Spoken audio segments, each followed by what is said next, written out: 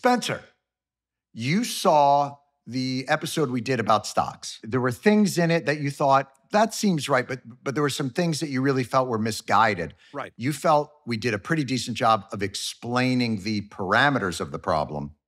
I think the crux of maybe our disagreement is, and maybe I don't want to put words in your mouth, but it feels like you're maybe more excusing of some of the excesses that I'm trying to say are systemic on Wall Street, and don't think that the ape movement is sophisticated in terms of their investment strategies. And my position is they exposed something systemically wrong about the infrastructure of Wall Street. And that to me feels really important. But you tell me if you think that's incorrect. Well, I think this whole episode does expose, how the sausage is made, which is not very pretty. So I do have a problem with it.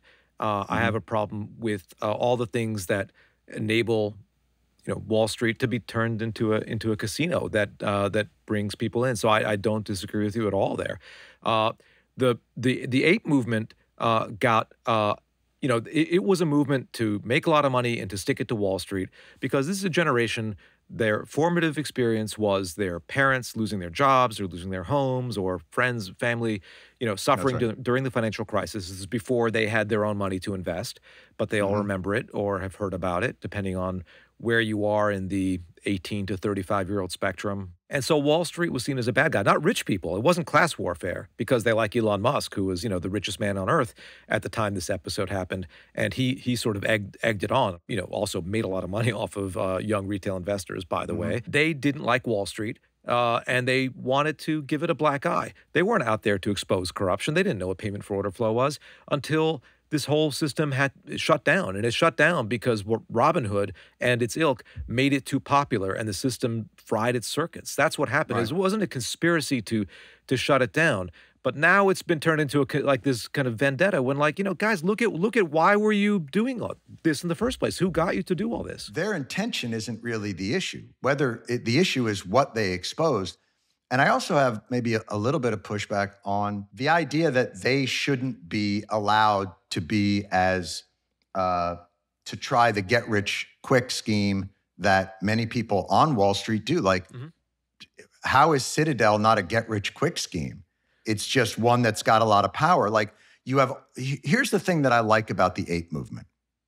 They're not afraid of any of these guys. Everybody's afraid of Citadel. Everybody's afraid of Goldman Sachs. Everybody's afraid of the big banks. FINRA's afraid of them. The SEC is afraid of them. They won't even go after them. Nobody will go after this inherent corruption that is a Wall Street model.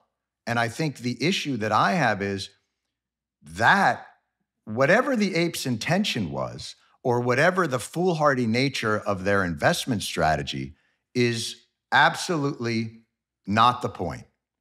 The point is they exposed a system that is supposedly the heart and soul of the American free market system.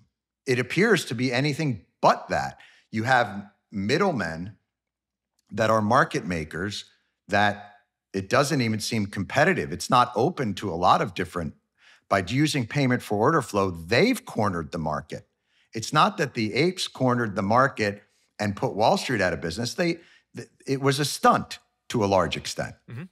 But what that stunt exposed, monetary policy in the United States makes it so that Wall Street's kind of the only game in town if you want to build wealth, other than real estate. It is, yeah. That was part of the reason for taking rates to zero, is to exactly get animal spirits going, and people to take crazy risks. So if you're flowing everybody into this market, but that market is in and of itself not very transparent, not competitive, and is absolutely tilted towards the house, why shouldn't you give it a black eye to try and expose this system, even if that wasn't your intention? It's because Wall Street likes it. When people show up and think that they can beat the house, then Wall Street really likes it. It's like, let's go back I hate to call Wall Street a casino, but it's kind of becoming one in a lot of ways. But if It's you're going to always been one. They ring a bell.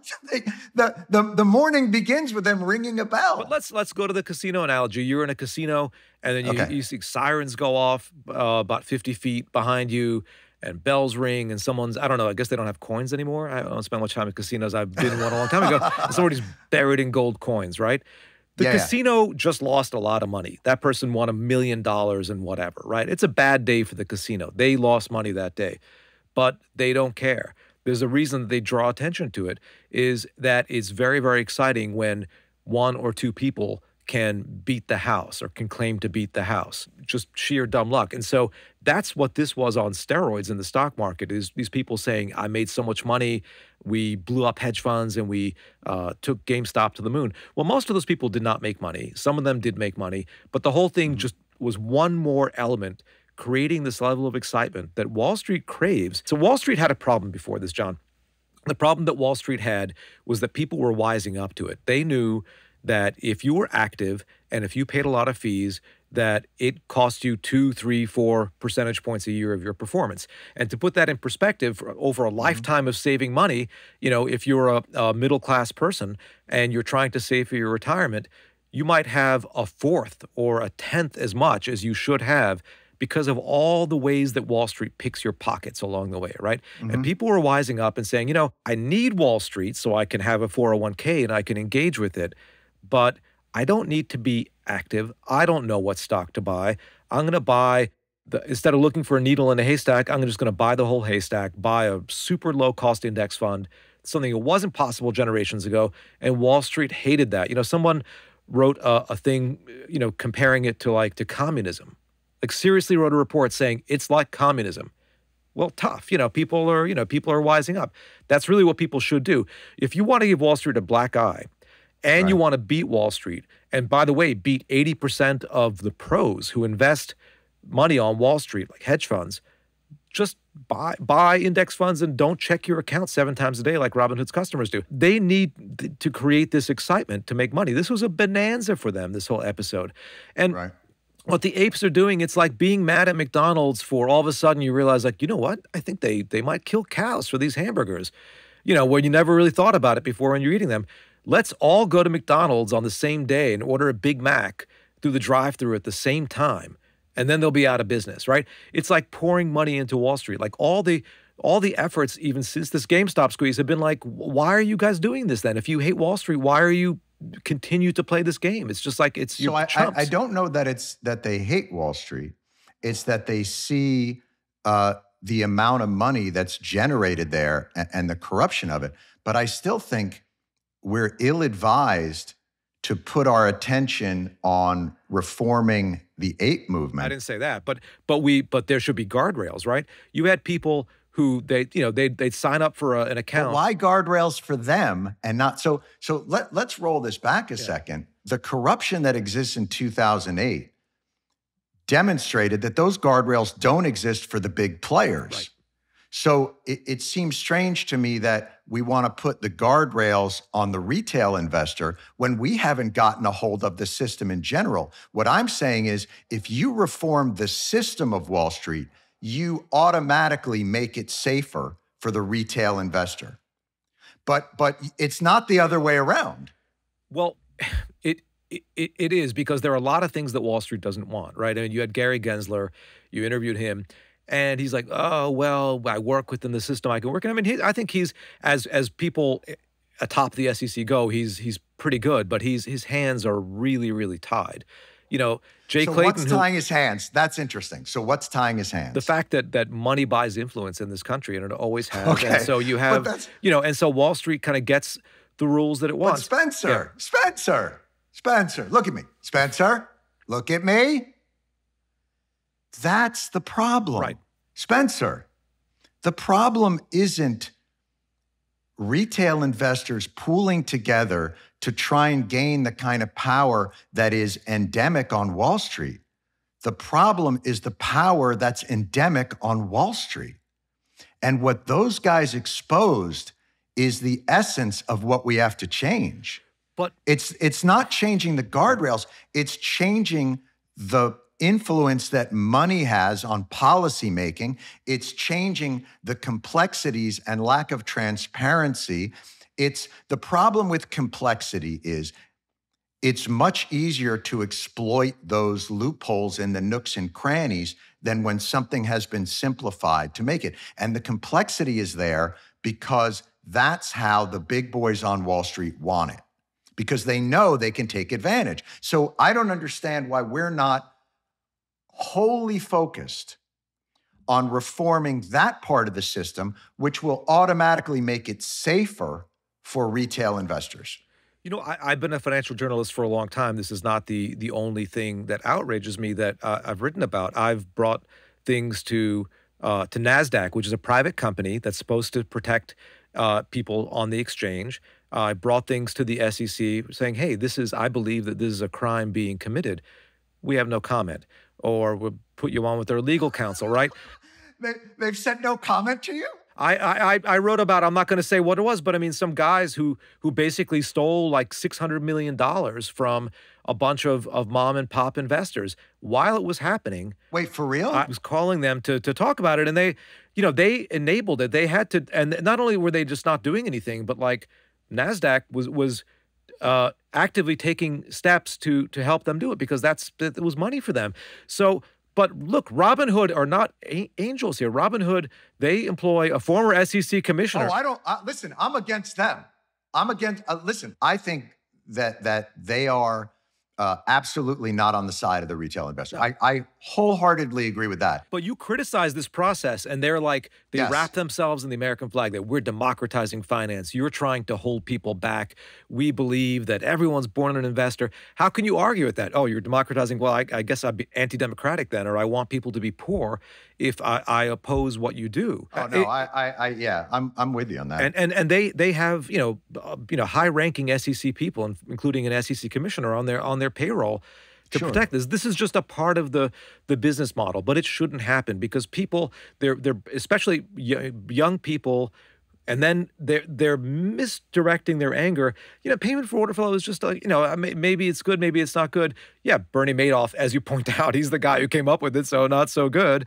But it's just a mechanical way of these things happening. It's not like that insidious. It's actually one of the few areas where let's talk about that. I don't think they necessarily, I don't think most of the apes are like, payment for order flow is the worst. I think it's something that they discovered as they were going through it.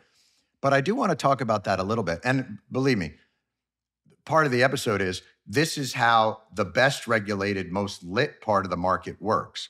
But I do want to ask you about it in terms of mechanics, is that the thing that they always say is, well, that's what gives you best price, and all those sorts of things. But I can't figure out why you should trust that. So if they don't make all the information transparent and they're, in other words, let's go back to the casino, because we can never get away from the casino. Right. But if you're at a blackjack table and you say to the dealer, hit me, a guy has paid the dealer to get that card first and then gets to look at that card and decide where it's going to go and just say to you, trust me, I'm giving you the best card I can give you. First of all, what are they doing there? Right. Second of all, why in God's name would I trust them?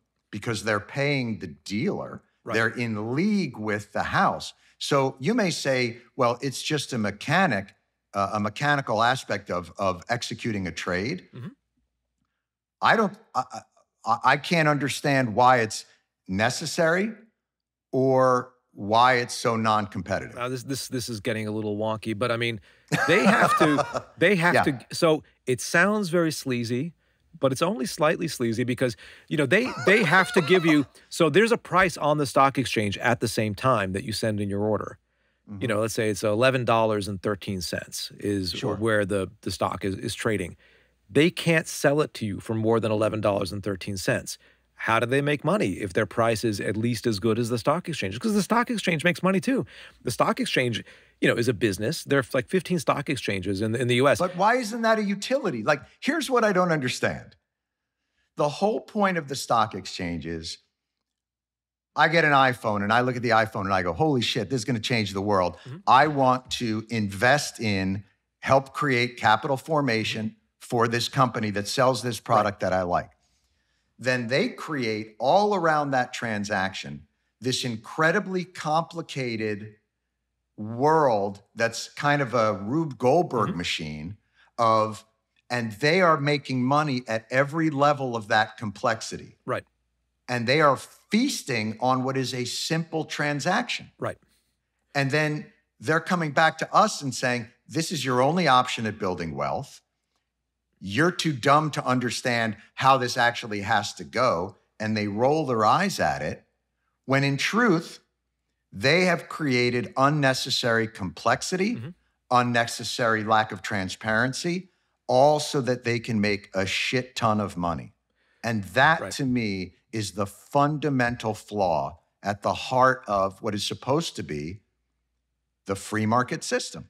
Well, that is the fundamental flaw of finance in America, because you make it complicated so that you can charge a lot for it, right?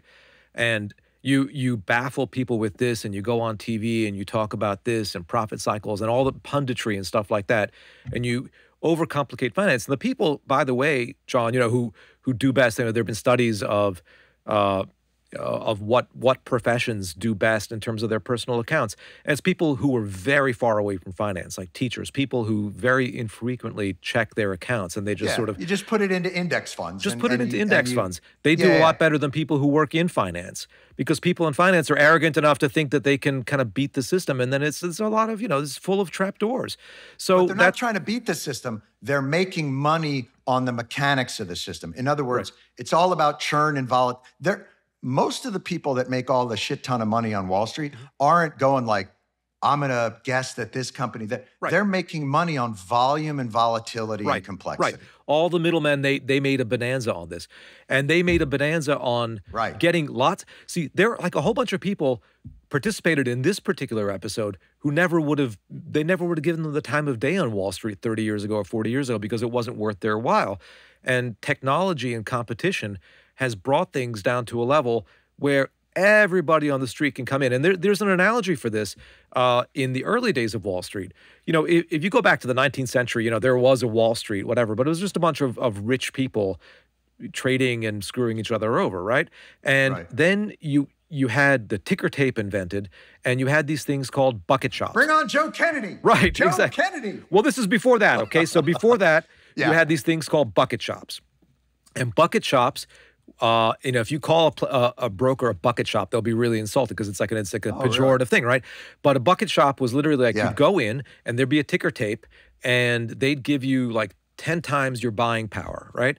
And say, just put in a little bit of money and you can buy a whole stock with like pennies. The invention of leverage. Right, exactly. The invention, and it was just for chumps, basically. They made tons of money, and they didn't even place your trade. They didn't have a wire to the stock exchange. It wasn't a real brokerage house, but they let you bet. And because you use so much leverage, a small move in the stock would wipe you out. And they say, oh, sorry, you lost all your money. Want to try again? And people would come back again and again. And sometimes they'd make a lot of money. Sometimes they'd make 10, like a casino, 10 times their money. But they weren't actually betting. Right. They weren't buying stocks, right? And then when bucket shops were outlawed, then Wall Street brokerages found a way to accommodate all these people who were kind of hooked on the adrenaline rush of the stock market. And then you had the Roaring '20s, which was the biggest stock bubble of all time, which was fueled by mom and pop. And those people were wiped out, and they never came back to the stock market. And that is kind of what's happened here, where you have made things, lowered the barrier enough that you've drawn in a lot of people who never could participate. And it's going to cost some of them a lot of money, because if you're like, you know what, Wall Street's crooked, I lost a lot of money on GameStop or whatever, this game is rigged, I'm going to just put my money in the bank or buy a house or not save money, and it'll cost them in the long run. There's a retirement crisis in this country. So playing with these people, it's not just that they're profiting off of the apes, and not everybody's an ape, by the way, who participated in this, but this young generation that got into the market and got super excited about it by making it like a casino. But it's going to hurt them in the long run, because a lot of them are just going to walk away. And when the one good thing that came out of this is that at least they got on the ladder financially and opened accounts. Over 10 million young people opened accounts because they were bored during the pandemic, and they had extra money. To have a market system that we just throw up our hands at and say, well, it's corrupt and complex. And, look, these guys are going to make billions and billions, and just stay out of it because you're going to get hurt. Right. That seems unacceptable. Part of my job as a financial journalist, I don't have a dog in this fight, except as a person who saves money and stuff like that, and it's just their index funds, to point out this corruption. But the issue is that this ape movement, however well-intentioned, they rushed into this meme stock squeeze.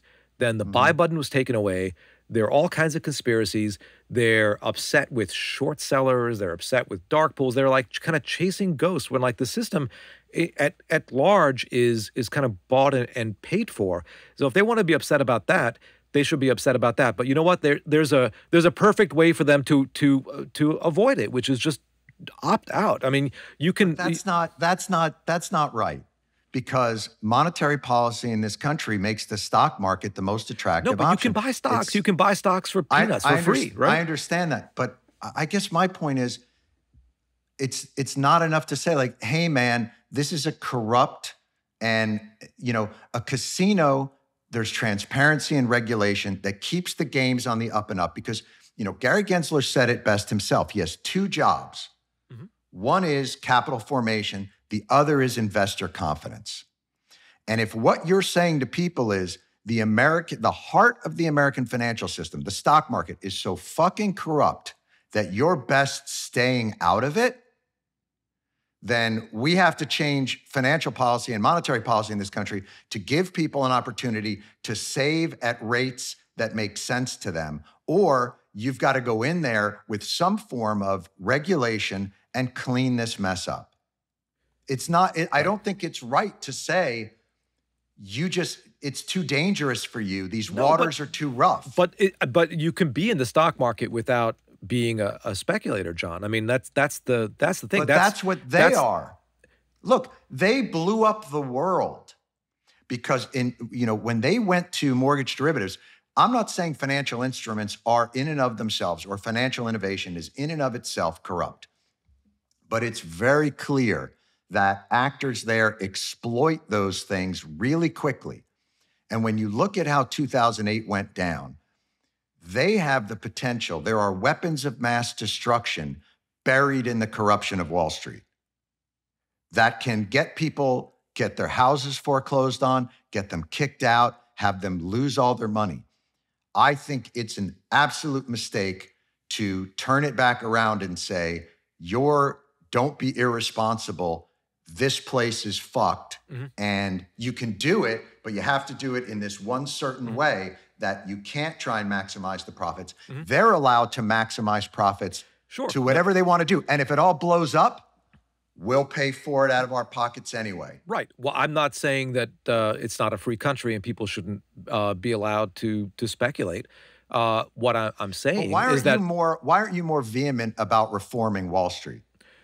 What part of Wall Street do you want to reform? I mean, there are many parts of it to reform, but I'm talking about the part that are like the carnival barkers saying, step right up, and here's a free drink if you come in, right? I mean, that seems like a pretty corrupt part of Wall Street, how all these young people were drawn into Wall Street, how, influencers, a lot of them like lining their own pockets directly and indirectly, got them in. And that's a pretty corrupt thing. I mean, there are other corrupt aspects of Wall Street that I just didn't touch on because they weren't germane to this episode. But I mean, of course.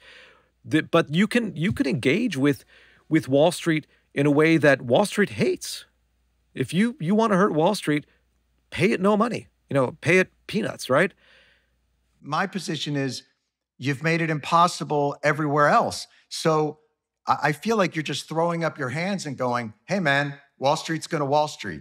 And you're either wise to that and hip to that, or just stay out of it. And what I'm saying is, why not go at it? Why not go at the heart of this and say, we need to make the market makers, if we're going to have market makers, a competitive field where it's not just two giant companies that control it all through the money that they do. And let's make sure that high frequency traders who are putting microwave towers next to servers and are front seeing the market and making their moves. Like, let's control this and make it so that retail investors have the access to a fairer, more transparent, more efficient, less corrupt system than the one we have right now, rather than saying, let's just control the carnival barkers that are trying to bring them in. Look, that's one part of the puzzle. I mean, my point is that you can participate in Wall Street. I do, without speculation. And like I said, it's been proven with beyond a shadow of a doubt, you'll do better than 80% of the so-called pros. But if you want to go head to head with the pros, they have those microwave towers. They have faster computers than you. They have all kinds of special information that will probably lead them to beat you. And, if, the carnival barker is saying you were born an investor, you can do this. And that's their business model. That's not right. I'm not saying don't engage with Wall Street. I'm saying engage with it on your own terms in a way that you don't get your pockets picked. And I mean, and there are other things to reform, of course. People ask me all the time, because I speak to like a lot of like groups of like, sort of, it's mainly like, kind of not apes. It's like men in or near retirement. Older apes. I'll talk to them. Older apes. Yeah, exactly. Silverbacks. Bonobos and gibbons. Right. And exactly. And baboons. And they'll be like, what about this high frequency trading? And like, yeah, they're jumping ahead of you in line. You could build a nest egg without trying to be a high frequency trader yourself. And and a lot of these guys say, I got a guy who told me I can make a lot of money. Like, I'm surprised, like, how many people have lost a fortune on trading options and, like, lured into these workshops where they get a free lunch and they're showed how to trade options. It's crazy. I mean, it's like every gambling casino, the first thing you do when you walk in is there's the little sign in the elevator that says, like, if you have a gambling problem, call 1-800 blah, blah, blah. And I always look at those and be like, I'm going to play those. I'm going to play those numbers. I'm going to take that gambling hotline number and I'm going to go down to the craps table and I'm going to see what I can do here. But I guess my mind always goes to, we're allowing a system to exist and throwing up our hands. And the reason why I encourage not the way they're investing, but the movement, is they brought a light to something that most people were unaware of. Right. That the inherent complexities and corruption of the market. And my point to Gary Gensler was, can you use their energy? So that's where, and this is where I think the movement is valuable. And I agree with you that there's a lot of people that are going to get hurt there, just like there's a lot of people that go to casinos that are going to get hurt. And I think that's really tough. And they've exposed some real inequities and corruption that exists as part of the infrastructure of what is considered the heart of our free market system. And if that can bring an energy to reform, and I think it can, I think they can put a lot of pressure to get these things more efficient and more transparent. And I think that's worthwhile. So that's where I admire their movement. I agree with you. Like, I think they're easily exploited by the Robinhoods of the world. I do admire, there's a group that's not bought and paid for, that's not like a part of any industry, and they're trying to affect change. I'm always all for that, for a grassroots movement that's trying to improve things.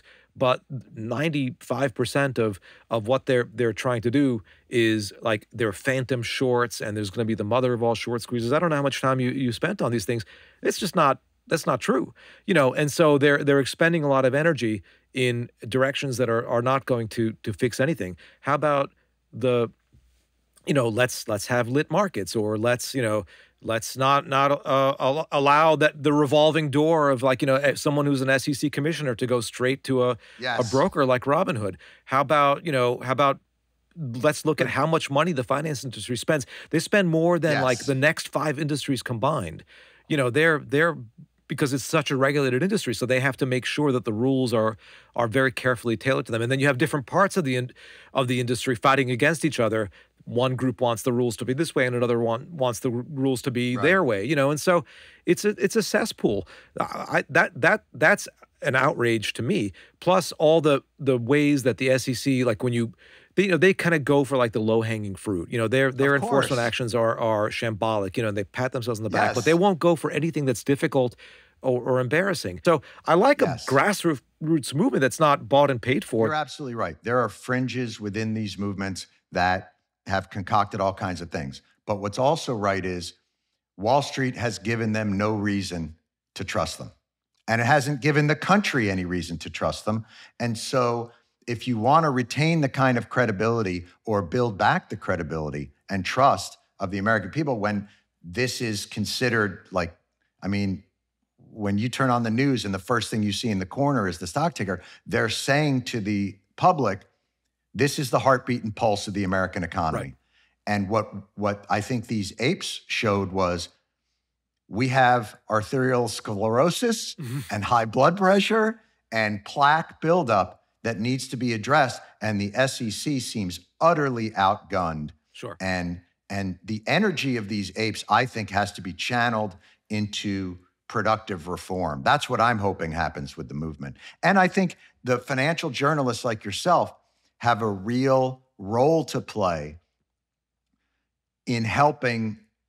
You know, when you said you don't have a dog in the hunt, I think you do. Yeah, ethically, I do. That's why I do this job, John. I mean, that's I want the truth to come out. And the job that he does, to wrap it all up, Jacob is editor of Heard on the Street. It's a column at the Wall Street Journal, and he's the author of The Revolution That Wasn't, GameStop, Reddit, and the Fleecing of Small Investors, was just released in February of 2022. Spencer, thank you so much for coming on and doing this and bringing a different perspective. It gives a fuller picture, and that's all you can hope for. Hey, thanks for having me. I really appreciate it. Thanks so much for having me.